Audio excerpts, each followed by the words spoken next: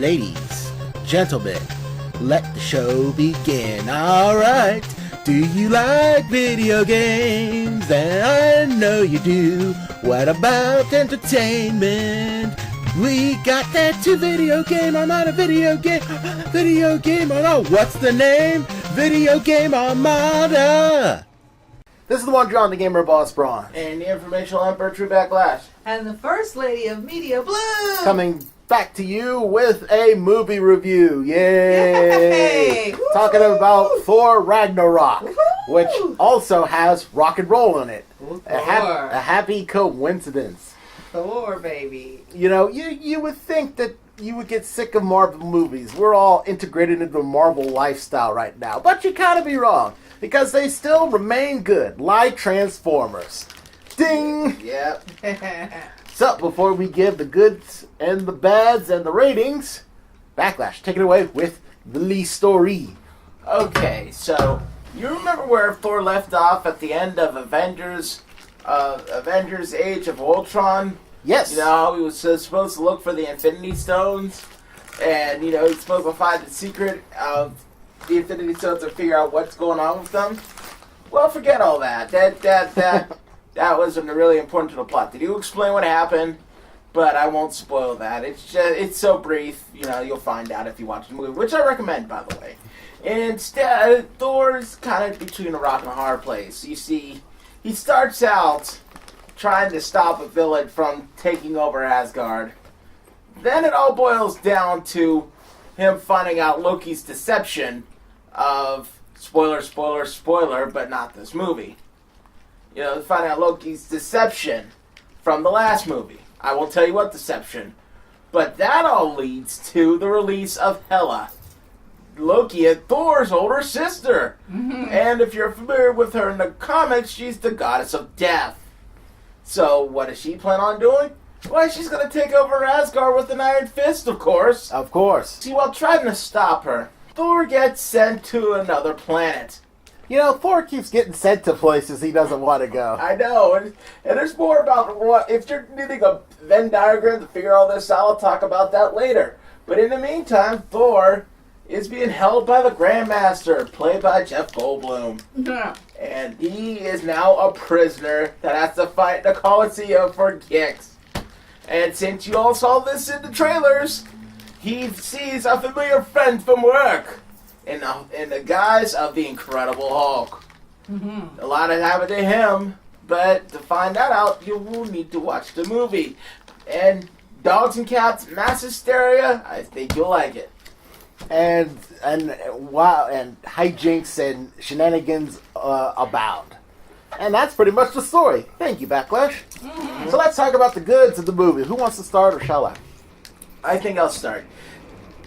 What is not good in this movie? Are you kidding me? First and foremost, I found out that the first villain, that this villain, he would be treated as such a jobber if he didn't play such a big part near the end. But you'll see. He's voiced by Clancy Brown. Yes, that Clancy Brown, that Sleepy Hollow, Highlander, Clancy Brown, the Superman. Mr. Krabs. Mr. Krabs. Superman. The original Lex Luthor from the 90s cartoon. Mm-hmm. You know this guy. He is a very talented voice actor, and he once played the sheriff in Eureka back at the old sci-fi show. But, you know, no. Wait. Sleepy Hollow. Sleepy Hollow. Same uniforms. Yeah, it's very similar. But yeah, he does some irregular acting, but mostly for voice acting. And he was a voice actor here. Yep, so, you know, his portrayal was something that Clancy Brown would do. I think it was awesome. But, you know, his character, who was a villain, got outshone by the three other villains in the movie. Hela, played by Cate Blanchett. Well, there was some Marvel zaniness and silliness. Hela was pretty much serious. And of course, Cate Blanchett had stunt woman doing half of her fighting. Of course. She's a big movie star in Hollywood, darling. Who cares? But I you didn't know that. No one knew that. Yeah. You couldn't tell. Yeah, you couldn't tell. Pretty seamless. It was seamless, but that's what made the character cool. Hela was brutal. Hela was a really good villain. She was a strong female villain. Was she one of the best? Maybe not, but she's definitely an upper tier villain. And she was deadly. And, you know, it provided a good conflict and for Thor and Loki and for Asgard, you know? And she does damage right away, which it makes me sad because a lot of good characters bite the dust because of Hela. But at the same time, you know, she's effective. And then you got the Grandmaster. Jeff Goldblum is so good as the Grandmaster because he's so funny. But anyone who knows anything about the Grandmaster in the comics, it's not 100% the same. But the guy managed to get it right. And then if you know World War Hulk, the comic book storyline, which some of this movie is based off of, he takes the place of the Skalar's Red King. Which, you know anything about that guy, you know he likes entertainment. Same with this Grandmaster. And dang. And there's a lot of strong female characters in this movie right now. I'm telling you right now. Hela's one. You got a couple of women that work for the Grandmaster. Very strong characters, especially one that takes center stage. One that might have some familiar roots. Can't really elaborate. And then there's Scourge the Executioner. People, you know, I've been waiting to see something like Scourge the Executioner done in a movie for quite some time. And while he's not necessarily what you would expect, he's still very epic, still very brutal. But at that point, they have so many big lumbering giants, especially at Thor, they couldn't have made Scourge the same way. You know, he has a lot of elements from the comics, especially more recent offerings. But you know, Scourge was good for what he was. You know, let's see the effects was on point. And honestly, I think the special effects were really good. There was one thing that I didn't think really jived all that well at first. That would be in the bad, but at near the end of the movie, it was a spectacle. Amazing. And there was flashlights everywhere. There was so much action. That movie was a very long movie, and that's not a bad. I can't put it as a bad, because I was thinking to myself, boy, this is a very long movie. But then it was so action-packed, so full of story.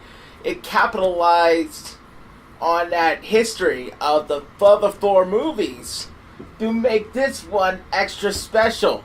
And you know what? Even with the friend from work, it didn't come across like that on the trailer. And boy, oh boy, did they set up for things to come. Let's see, what else? Not a lot of licensed music, not a lot of memorable orchestral music. I will say, I will give a good to Mark Mothersbaugh, who was part of the band Devo with his brother. And they did the music for Collapsi Kusubo Studios, who did the Rugrats and the Wild Thornberries. And Mark Mothersbaugh has done a lot of other scores and theme songs since then. I just don't remember it right now. But I think the music was perfect, and they put enough 80s references into that. And finally, I'll say this. If you're a New Japan Wrestling fan, you'll probably know of a wrestler named Togi Makabe.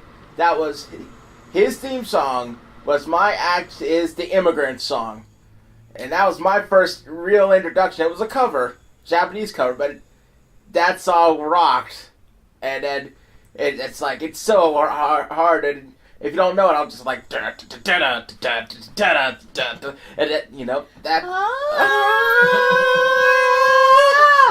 I mean, to write about an alien. I mean, this is the original version they're using, and to write about like alien-esque things going on, but then it also just dripping with 80s. But I don't even think it was an 80s song, but it felt appropriate for the kind of theme that they were going for. And finally, much love to the cameo appearance from another Marvel hero of mystical repute. And you know who I'm talking about if you saw that. Stan Lee? Well, yeah, too. He made his cameo. Yep. Thank goodness for Stan Lee. You know, he really is a true believer. You know, and I love his cameos. True creator. Mm-hmm. And I'd rather see him do these forever, even though a lot of people are getting tired of it. Well, a lot of people I don't are know stupid. who they are. I've not heard anybody say they're getting tired of it. I actually haven't. I'm sure there are people out there who are getting tired of it, but you couldn't tell by being in the theater each time we go, because the theaters are packed, and you literally have to try to squeeze yourself into a seat. And if you're very, very fortunate, you'll get a good seat. Yeah. But today is no exception.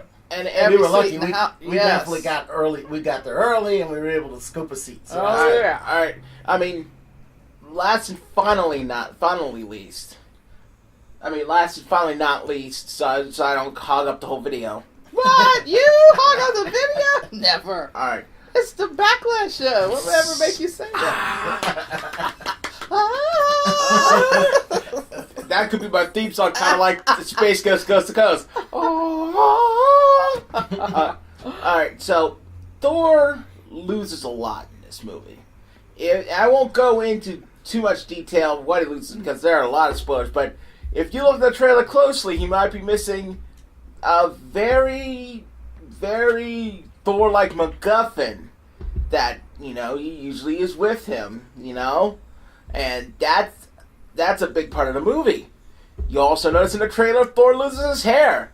Not as big, but that's a change. That's a big change. Mm-hmm. I think the whole movie was setting you up so you realize that they feel like all these changes, they culminate till something big to make sure you know whether Chris Hemsworth is coming back for the next couple of MCU phases or not. You know, he'd be crazy not to. It's like printing money. Don't scare the fans. But my point is, Thor's world. Girls, it's okay. He's coming back. Thor's part in the MCU, as well as Thor's whole world, his whole life, will never be the same again. And that was brilliant foreshadowing by otherwise lackluster trailer, and it was brilliantly done from start to finish in this movie. I'm done. Very well said. Well, as always, I was not disappointed. I absolutely love Thor and the whole Asgardian thing. I just totally dig it. I think the concepts that we see in Thor and his whole royalty, brother conflict, strong father type thing we see repeated over and over and over again in other types of knockoff type movies. And I actually think that it's so well done because these actors who play the roles couldn't be any better. I mean, there could not be another Thor to do it any better. There could not be another Loki to do it any better. And certainly there could not be another Thor's dad to do it any better. I mean, they're all very well cast. But this is no exception with the people who are actually being seen for the first time in the Ragnarok movie. I really enjoyed some of these characters. I don't know if we'll see them again. I'm sure we will. I think we're being set up so that we will see them again. But they did such a great job. And again, the special effects. Some of these characters took their big debut as a special effects character. Now, some of these characters weren't fleshed out, but I'm sure we will see more of them. We'll see. We'll see. And then, needless to say, I mean, overall, was this the best Thor movie I've ever seen? No. It certainly wasn't. But did I enjoy it? Yes, I did. And the fight scenes, I loved the big fight scene. I loved it. I enjoyed seeing it was like seeing family, you know, old friends come back, you know. I enjoyed seeing some of those characters come back and some of the zaniness that they had to offer. Could I have imagined, well, I'll save some of those comments for the bads, because I do have a couple, surprisingly enough. But I did enjoy the movie. The special effects were right on. I did think that, again, Chris Hemsworth did a fabulous job as Thor. And I think the supporting actors, amazing, as always. And I did find out some tidbits, little things that I did not know before in watching this movie. I don't want to share because they're definitely spoilers. I mean, they're not big spoilers, but, when you see the movie, you'll say, huh. There are just a couple of those little, huh, I got. And I thought, that's cool. Didn't know that. So, outside everything that Backlash has said, I could just only emphasize enough that it wasn't a disappointment at all. You really believe when you see flying people, they are flying. When you see lightning bolts fly out of people's eyes and fingers, that you're really looking at it. I mean, just special effects are just so very well done. And the storyline overall, it's pretty good. Not hard to follow. Which is fine. Yeah. You don't want to overcomplicate a simple thing like a space lord thunderer fighting evil stepsister and aliens. You don't really want to overcomplicate that. It's already kind of complicated, right? It is a little complicated, but just complicated enough to work. Right. But anywho, I can't really add to any of that myself because you guys once again addressed it fully and easily for people at home to understand why this is an awesome movie. I do have very few bads, maybe even one now that I'm thinking about it, but I actually have more of an observation, which I will save in my rating. But I will start the bads. Unless you guys have anything else good to say about the movie, I know it's plenty. I have to say that the only one real bad I think, going over in my head again and again and again, because it was quite a complete and awesome experience, is the fact that it really didn't have a main bad guy in this film. I mean, the other two movies of Thor, you know who the bad guys were. Loki and Malekith. Malekith, thank you. I was trying to figure out his Malekith the Accursed. Yes. He earned that name accursed. He literally, almost ran roughshod off the earth with his, the reality stone, with that evil mist that caused chaotic chaotic portals. That was crazy. That was like dire. Say, wow, Thor's got his work cut out here for him. But in this movie, the villains were sort of sharing the spotlight. No, don't get me wrong with Hela. She was formidable in her own right, but she was not all that intimidating. I mean, she could throw knives. That's basically her power. And being tough like Thor and throwing knives, that was not as intimidating as evil mist ether thing ripping fabrics from time to space wide open and causing a series of calamitous events. Or not like Loki. Loki, that guy is always hard to pin down. Again, Loki fooled me when he was like reconciling. Oh, yeah, me too. Spoiler. Reconciling with Thor again. Thing like this. I saw it coming. I never do. That guy is so good. He's like, maybe we're not so different, you and I. Maybe, we can finally get along and as brothers fight together and honestly. And Thor was like understanding. You say, maybe we're too different. And I said, no, Thor, don't give up on your brother. And sure enough, spoiler, Loki does what Loki does best. And that's end of spoiler right there. But I'm always fooled every time. Every time. Maybe I'm too trusting, I don't know. But Loki, he's cunning. He is that kind of villain that you can't help but like, but you should never trust. The Mischief Maker. The Mischief Maker. He earns that title 100%. Mischief Maker. But Hela, not so much. She's just there. She's like, oh, I'm another older sister of Odin. I'm taking over. Pop, pop, pop, pop. Throw some knives.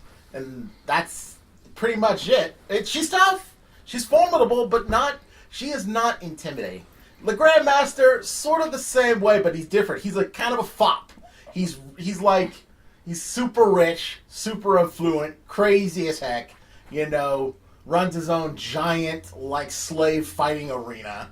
He's a personality, don't get me wrong. He's, as Backlash would always say, affably evil. but he is, again, not that intimidating. In fact, you just, without all his soldiers, his money, his influence, his bodyguard, who I don't know the name of. Yeah, but apparently, sorry to cut you off. No, go that ahead. was Topaz from Ultra Force. Remember her? No. Okay. Well, that was his Samoan chick? yeah. Yeah, Topaz. For those who don't know, we're It's been a while for Ultra Force. Yeah, we did I think all I remember is Prime. Yeah, still watching syndicated cartoons. Topaz, or Malibu Comics for that matter, Topaz was a member of the Ultra Force. She was a hero. She, unlike the others who are Ultras, which was their obligatory word for mutants, she was an alien who could turn her skin blue and knew how to fight like a warrior. Huh. This was definitely a different departure from that Malibu Comics character. Big toe. I'll say. But I wouldn't want to mess with her. She was, in her own little way, more intimidating than, two of them put together because she's so relaxed about it. Yeah. You don't want to see her go crazy. Yeah. But, and again, the intro... Wait, you were talking about his assistant, right? Yeah. Okay, Yeah, the Samoan chick. Yeah. And the intro baddie... The Samoan-esque chick. The intro baddie that Backlash described, he looks evil, but again, the fact that even Thor was not all that impressed with that guy made me less impressed with him. Well, he was spinning around. That wasn't his fault. Again, that's one of the observations I'm going to bring to the rating. But the whole point is that they had a lot of different villains: Loki, Hela, Grandmaster. Spoiler guy. Yeah, spoiler guy. Scourge. Isn't he a spoiler?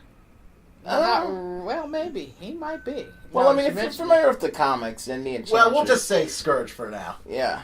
All of these, that's 5 villains. 5 technical villains in one movie, which is fine. But none of them made me, super intimidated, like this guy is going to wreck crap or cause problems in everything. In fact, how the movie ends, which I won't address, is sort of like...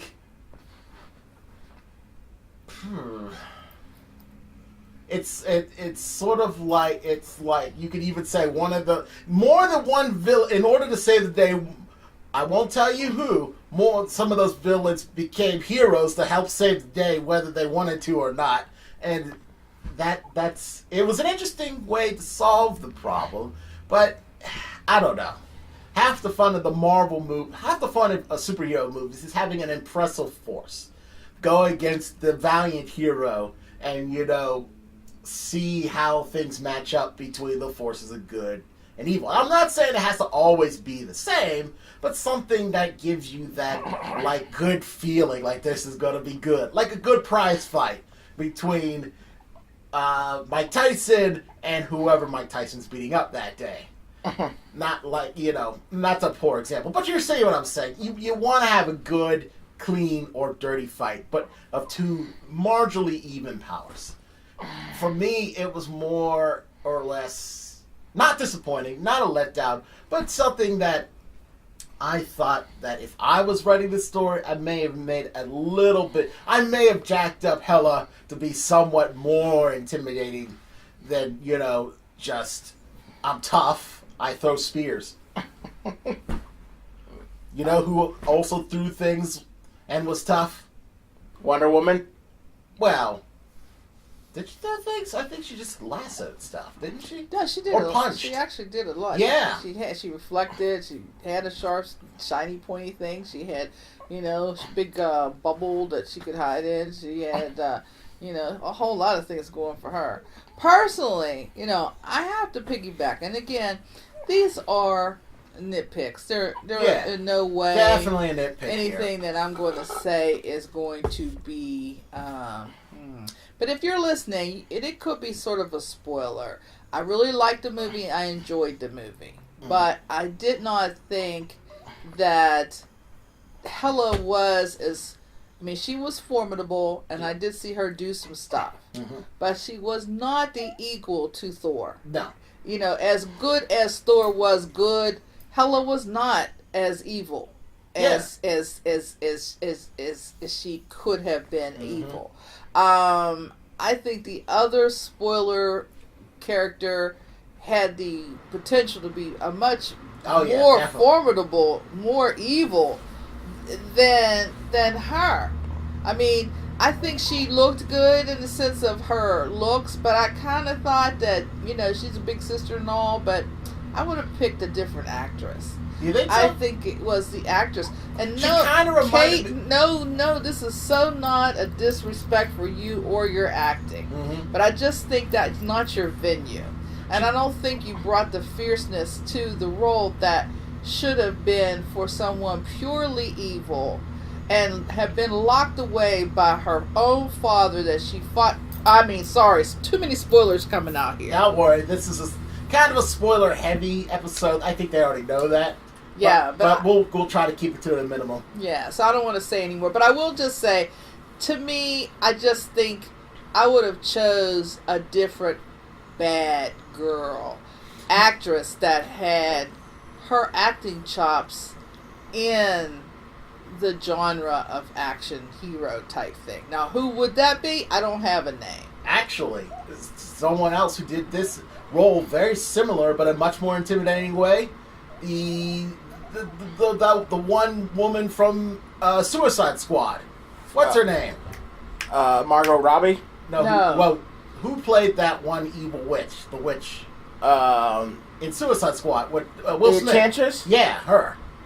Well, they probably could have done that. She was much more intimidating and had more effects that say, like, this is going to be, like, crazy end-of-the-world stuff. And I think, too, when you have evil, you can't just show evil as beauty and keep slamming beauty and, like, here, I'm evil. Because that's just not, we're not buying it. Yeah.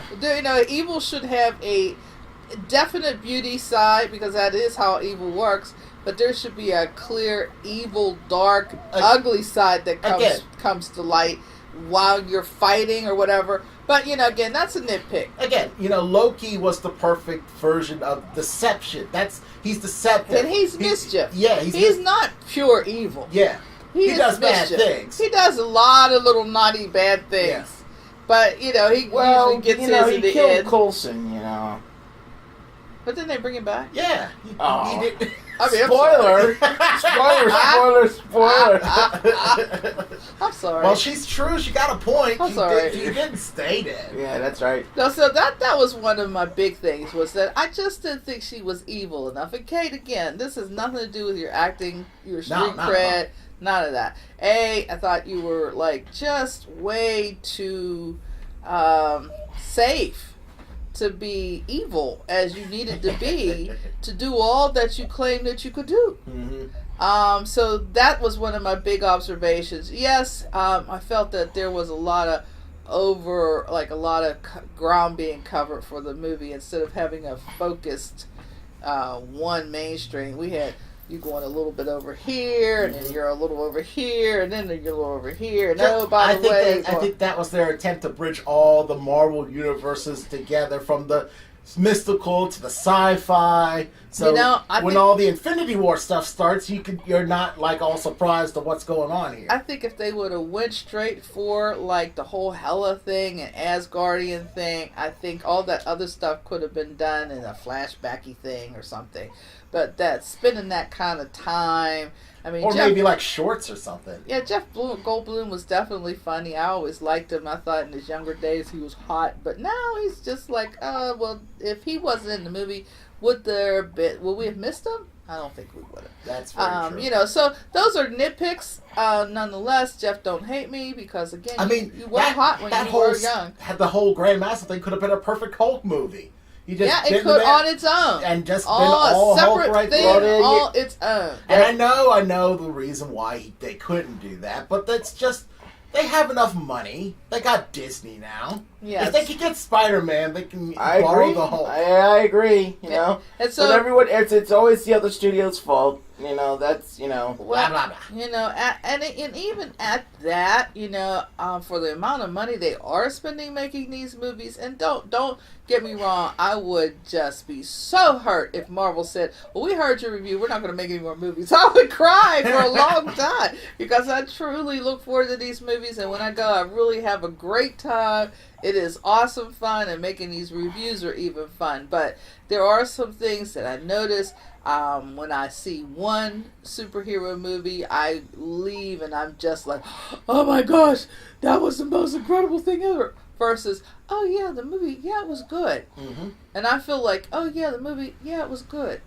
For what you're describing, the difference between excitement and surprise. Yeah, excitement, surprise, and just incredible amazement. Mm-hmm. You know, usually the Marvel movies keep me incredibly amazed. And there were some amazing parts. But the movie as a whole, there were some lackluster pieces.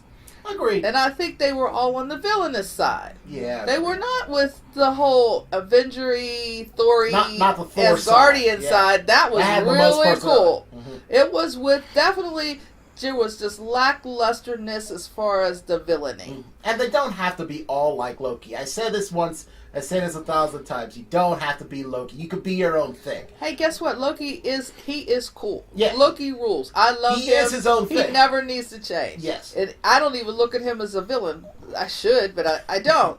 You know, I just look at him as that little brother who just can't get over it. You know, you just can't. But never change, Loki. You are cool, even with your little horns when you show up and talking your little smack. But the villainy was just lackluster. Mm-hmm. So that was my biggest thing. And then a sidebar again, little nitpick.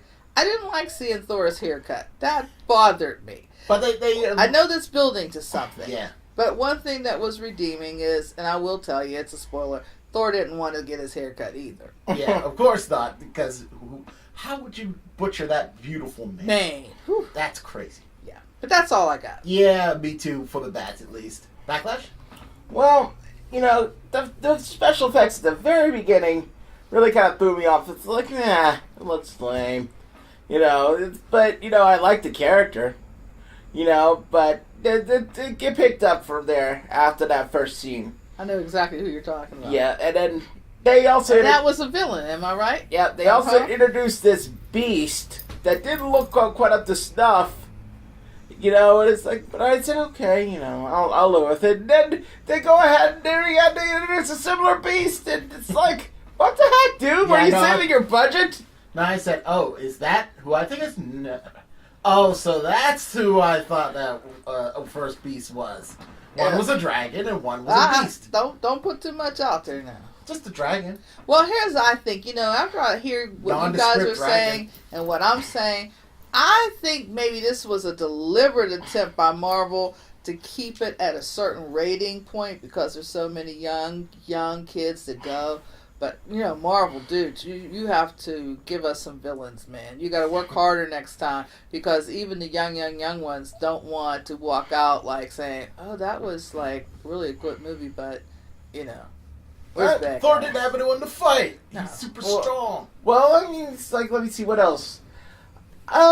This is a nitpick, but it's like, I was, like I said, it needed to happen story-wise, but I was really bummed out when they started killing off familiar faces. Like, dang damn it, no! We won't tell you who, but let's just say let's hope you're not attached to the old cast of the other 4 movies. I will say this, it's not a spoiler because she's not in the movie at all, but Jamie Alexander was too busy working on her hit NBC shows Blind Spot, along with Growing Pains star Ashley Johnson, to do the movie as Sif.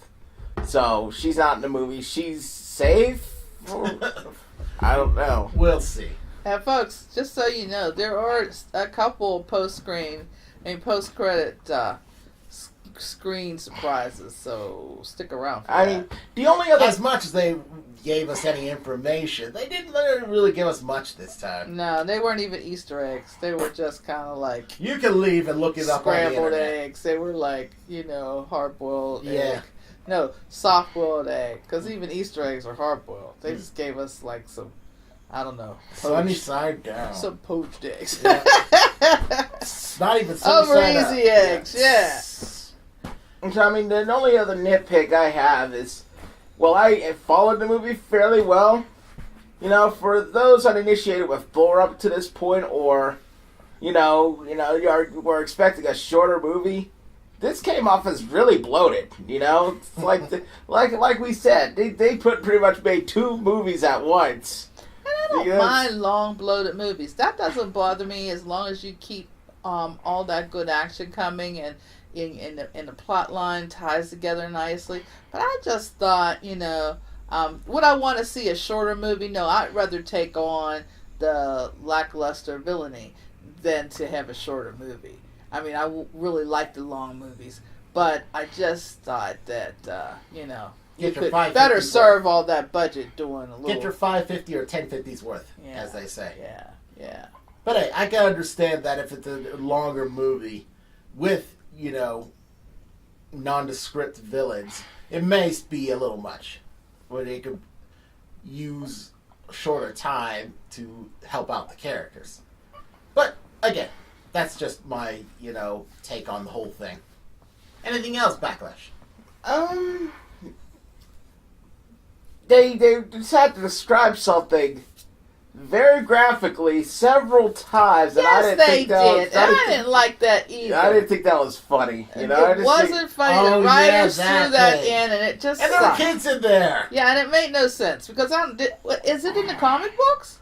I don't think so. I think they just made that crap up, and it wasn't. It just didn't. It didn't work. They could have written that better. I still remember old 90s style cartoons and TV shows where it was a double entendre, where it sounded safe, but if you're an adult brain, you know what that means.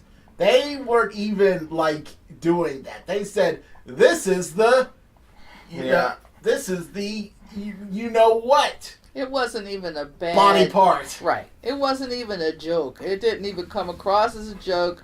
And even the actors, when they said it, you could kind of see on their face that it was like, bad joke. Yeah, didn't work. Good point. Yeah, excellent point. Really. But that's pretty much it. Well, let's give it a rating. Who wants to start? Platinum Pass. I pretty much gushed over this movie. It pretty much probably was going to get a pass by having brief cameos of Clancy Brown alone. But, it definitely over-delivered. And I couldn't be happier that it did. It gave Thor a lot of changes and a lot to do. It made, they made the best of Tom Hiddleston as Loki, per usual. And it even managed to touch on not just the Thor supporting characters, the ones that survived, but to Hulk as well, And they threw in a lot of either nods or cameos of the other Avengers again, and I thought that was pretty cool. And do you even add what they were dealing with the likes of Korg and them? Platinum Pass. Korg is the rock guy, by the way. Right. Spoiler. Yeah. Spoiler. All right. Platinum Pass. I mean, even with my nitpicks, I enjoyed the movie. I would look forward to it, and this was definitely a Thor movie, and Thor definitely got his opportunity to do him, and I enjoyed it all. I would make some changes if I was one of the writers, if I could possibly have control over some of that, fodder for the villains. But overall, Thor did him. Mm-hmm. And some of the other people that I won't mention because I don't want to spoil, they did them, and I was happy to see them. So yeah, Platinum Pass for me. I'm giving this a Platinum Pass, but like I said before, watching this Thor movie, I really came to an epiphany of sorts, of something that the Marvel movies is unique for. And I've been thinking about this over and over and over again in my brain, is that The Man of Steel is an excellent movie. What's his face? Current Batman. Ben Affleck. Yeah, Ben Affleck. What was the Ben Affleck movie called? Batman movie? He didn't show up? Batman vs. Superman. Yeah, Batman vs. Superman. That was a great movie. I love the Suicide Squad. That was also a great movie. But people out there, I like to give them the name Millennials, did not like this movie, and I cannot for the life of me figure out why. It is very vexing to me. But they love Marvel movies. And again, they're also very good. They feature superheroes and the like. Both, superhero medias. are more or less the same. They just have a different style. But what was the style that was the breaking point? And then watching this movie, I finally deciphered it. Humor. The thing about this movie is that it is super great on a very character and storytelling level. But they use they use humor in such a way, it's almost an overuse. I enjoyed this movie. Platinum Class all the way. But one of the things that I couldn't really get into, and maybe that was the lack of menace. But that's new for them. They don't typically do that. They do it all the time, but in Thor they overused it. I agree. If you notice, I've more than most, I think. Mm-hmm. More than they did. And they still brought it home. Yeah. But if I didn't know better, I would swear this was more like a comedy than anything. Yep. And throughout the entire Marvel line, there's always some humor. Hits and misses of comedy. Mm-hmm. The Guardians of the Galaxy are more... Yeah, they got humor too. They definitely got a lot of humor. But this movie in particular... But the DC world does not. No, and that's... But I don't mind that. No, exactly. That's what I was bringing to the table here. The fact that DC decides to take their superhero franchise and keep it serious is not that is not a bad thing. But since people right now, since 2008 to 2017, have grown up, Marvel, this is the way they believe superheroes should perform. Not only just doing fun, like saving the world and stuff, but doing it with a smile and a pratfall and a bouncing off the balls in the head and saying, body parts as holes and, cutting the hair and, sexual innuendos. I agree with you 100%. Kicking in the balls. Had you not stated it, I probably wouldn't have recognized it that way. But you're right, because I noticed it was a little bit more pandering in the whole comedic arena than I thought was necessary for what I think a superhero should exemplify. I think they did that is because this is the. It's not just because of this they inject enough humor, but this is the best Thor Ragnarok movie I've seen. A lot has to do with Jeff Goldblum, who was particularly funny.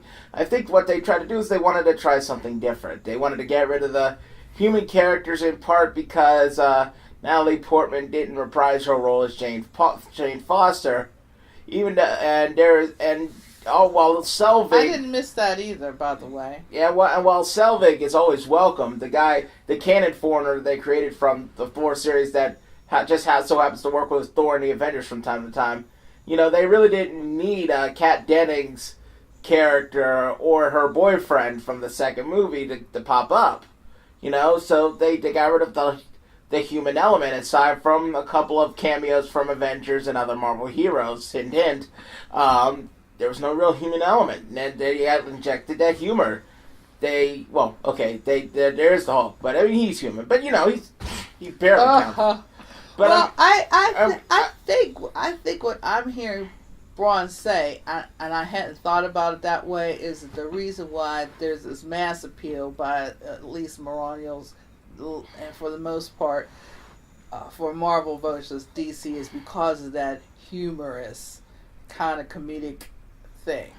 And in this particular movie, even more so than they typically do, versus the DC, who has a much more serious and darker, grittier kind of presence about their superhero offerings. And those things are probably accurate as to why a large group of people seem to like one franchise over the other. I mean, personally for me, I love the fact that DC does their movies the way they do. I love it. It's like, for me, the superhero tale is like a tale for me, like always, the traditional immortal good versus evil, where the forces of, virtue, stop the forces of sinister from destroying or taking over the world, of course. And that's always the classic tale for me. But I also like just general storytelling, With the thing about superheroes is that you have so many different characters, so many different abilities that can always tell an interesting story that I can get behind. I love good storytelling. But take, for example, the first 5 minutes of this current Thor movie. It was interjected for at least half of it with comedy bits. With him talking to a skeleton, dropping from a cage, and then he was talking... Spoiler. No, that's the first 5 minutes of the movie. Spoiler. First 5 minutes. People already know that part. It's in the trailer. It's not in the trailer. Yes, it is. Is it? Yeah, part of it is, yeah. All right. Yeah. And then this guy was now talking to another character, you know, and then this character was explaining his Exactly. plot, and then Exactly. Thor, you know, had some more comedic shenanigans. Yeah, but then... that sort of brought me out of the moment. Right. I mean, in any other movie, this would be an extremely dire situation. Exactly. But because of this, But that's I one took of it the less things. seriously. Absolutely, that's one of the things that And I found. shouldn't, because this is Thor. But this it is like a also Viking is deity one of of- thunder and earth. You're right, but that's one of the things that I think made the villains less villainous. Mm-hmm. That made the evil less evil. Mm-hmm. I mean, because maybe evil has a side, maybe it has a sense of humor, but I don't expect it. I expect to see somebody who's like literally has the intention to destroy all humankind or Asgardian kind. I don't think they got a funny bone. Mm-hmm. Especially since the title is Thor Ragnarok, which is, I forget the nomenclature of the word. Ragnarok means Armageddon. Well, yeah, that's what I'm talking about, but I don't know what language that's from. Nordic. Nordic. You sure? I'm sure. I don't want to go on record and be wrong. Well, I mean, it's definitely a Scandinavian language, and I'm thinking it's Nordic. Yes, but when you're thinking about the end of everything, Ragnarok, you don't necessarily think comedy. So that's just my observation and a strong impassioned plea. The people out there, please use good common sense. Be kind. Not everything has to be Marvel. Not everything has to be slapstick-tastic. Not everything has to be tongue-in-cheek jokes. Not everyone needs to be like the class clown. Some people want to tell a superhero story that is serious, realistic, maybe even gritty, maybe even dark. It's fine. It's okay, because some people, like myself, want to be invested in the story without having to stop for a comedy bit or a running gag or slapstick of every kind. Like, just right there. It's not saying that it's a bad thing. It's just something that I've finally realized that Marvel does. And in this movie, they've done it to excess. Good movie, but if you're anything like me, it could have been better. And when the Justice League movie comes out, you guys also keep in mind, it's not a Marvel movie. It's its own thing. Appreciate its own artistic style. And you'll enjoy it. I promise. Don't compare it to Marvel. Just let it be its own thing. And that's all I gotta say about that. I hope you guys didn't get too bothered with my words here. No, it's your opinion. I don't agree with everything you said, but at the same time, I realize that, it's not the most perfect Marvel movie. Thor movies never tend to be perfect, but I personally thought this was the best of all three. That's high praise. And if we're talking about just strictly villains, Loki all day, dog. G. And also, I wasn't annoyed by the human characters like some people were seeming to be. But that all being said, this brought the action like no other, and I really loved it. It was still an excellent movie, but sometimes it got me out of the world setting when something silly happened for no reason. Oh, fair enough. Because that's what heroes do. And I'll just end it right there. So this is One Drama Gamer Boss Broad. And the Informational Emperor 2. And the First Lady of Video Blue. Telling you to stay tuned, because guess what? Justice League is almost here. Oh my gosh, the movie lineup is amazing. I can't wait for the Chadwick Boseman version of Batman in his movie, if you get my drift. I don't get your drift. Till next time, though, take care. Talking about Black Panther. I get you.